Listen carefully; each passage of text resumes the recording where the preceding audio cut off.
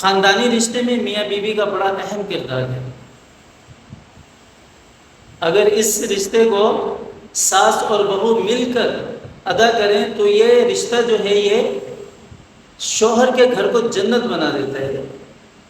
لیکن کہیں ساسیں ایسی ہوتی ہیں جو بہو کو تانے دیتی رہتی ہیں، طنز کرتی رہتی ہیں اس پر، اور یہ تانے دے دے کر طنز کر کے اس کا جینا بالکل محال کر دیتی ہیں۔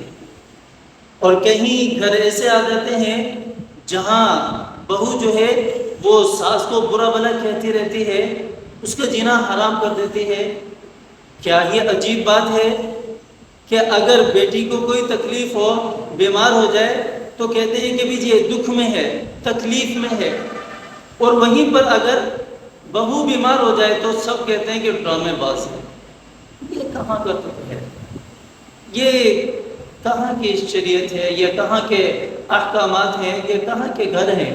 یہ ہمارا کلچر تو نہیں ہے، ہمارا طریقہ تو یہ نہیں ہے۔ ہر عورت کے حقوق اسلام نے الگ سے بتائے ہیں، الگ سے رکھے ہیں۔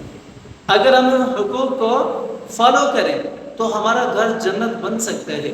ہمارا ایک دوست ہے، اس کے تقریباً 5-6 بیٹوں کی شادیاں ہو چکی ہیں، اور ساری جوائنٹ فیملی ایک ساتھ رہ رہے ہیں۔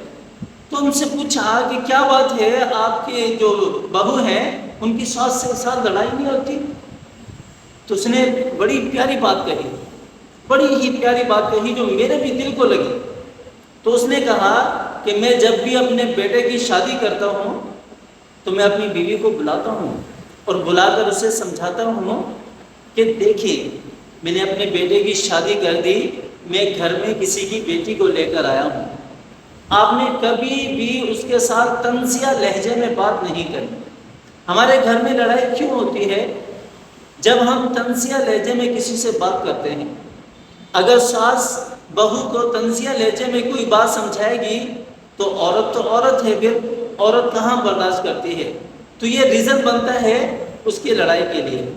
اسی طرح ہمارے گھروں میں اگر بیٹی کو کچھ دینا ہو تو ہماری ساری جتنی بھی دولت ہے وہ حاضر ہے، وہیں پر اگر بہو کو کسی چیز کی ضرورت پڑ جائے تو کال پڑ جاتا ہے، ہماری جیبیں خالی ہیں، ہمارا بینک بیلنس خالی ہے، ہمارے پاس کچھ ہے ہی نہیں۔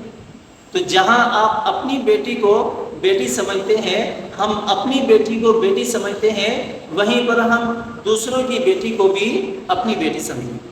اگر ہم دوسروں کی بیٹی کو جس دن اپنی بیٹی سمجھنے لگ گئے تو ہمارا گھر بھی جنت بن جائے گا۔ پھر ہمارے 5 بیٹے ہوں، 6 بیٹے ہوں، 7 بیٹے ہوں، جتنے بھی ہوں، سب کو جوائن کر کے رکھنے میں ہمارے لیے آسانی ہوگی، کیونکہ ہم نے سب کو ایک سمجھا ہے۔ ہم طنزیہ لہجے میں کسی کو نہیں سمجھاتے۔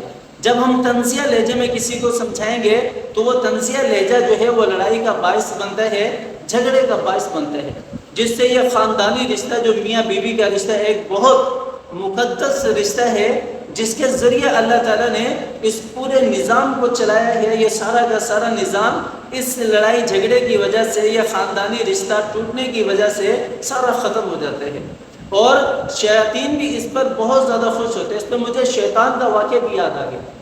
شیطان کا واقعہ، شیطان جو ہے یہ سمندر کے اوپر اپنا دربار لگاتا ہے، سارے جتنے بھی چھوٹے چھوٹے شیطان ہیں وہ سارے اس کے پاس آ کر اپنی کارگزاری سنا رہے ہوتے ہیں کہ آج میں نے فلاں کے ساتھ لڑائی کروا دی، آج فلاں کو میں نے نماز سے روک دیا۔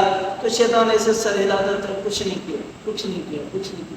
ایک لنگڑا شیطان پیچھے سے آ کر کہتا ہے کہ سردار میں نے میاں بیوی کا جھگڑا کرا دیا۔ تو وہ لنگڑا شیطان جو ہے وہ اس کا یہ کہنا ہوتا ہے کہ وہ شیطان جو سردار ہوتا ہے ابلیس، وہ اس کو اپنے پاس بٹھاتا ہے کہ ہاں بیٹا شاباش، تو نے بہت اچھا کام کیا، تو نے بہت اچھا کام کیا، جو تو نے کام کیا ہے یہ کوئی کر ہی نہیں سکتا۔ تو اس لیے اگر گھر میں اگر ماحول کو بہتر بنانا چاہتے ہیں ہم، اگر گھر کے اندر اپنے گھر کو جنت بنانا چاہتے ہیں تو ہمیں چاہیے کہ ہم ایک دوسرے کو سمجھانے کا جو طریقہ ہے وہ صحیح اختیار کریں، اخلاق والا اختیار کریں، نرم لہجہ اختیار کریں، طنزیہ لہجہ ہمارا نہ ہو، تو خدا کی قسم ہمارا گھر بھی جنت بن جائے۔